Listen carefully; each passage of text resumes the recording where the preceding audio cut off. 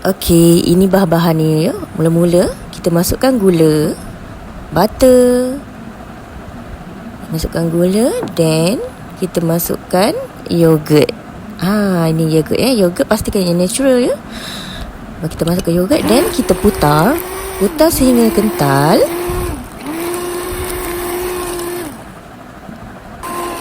Okey, putar sehingga dia gebu ya. Pastikan dia gebu. And then kita masukkan telur. Kita masukkan telur satu persatu.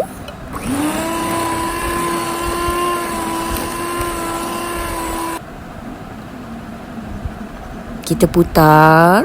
And then kita masukkan satu persatu. Kita putar ya. Masukkan esen vanila.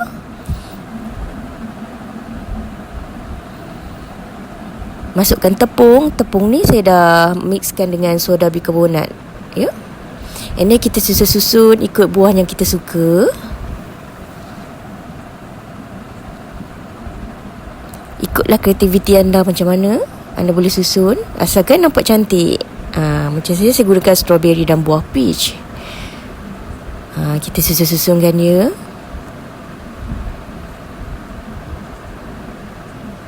Sampailah penuh. Macam ni. Menarik kan? Kita zoom sikit, zoom in, zoom out. Wah, dah cantik dah. Kemudian kita bakar ya. Kita bakar 150 suhu dalam 40 atau 45 minit macam tu. Then dah siap kek kita. Boleh rasa? Mari kita rasa. Sedap.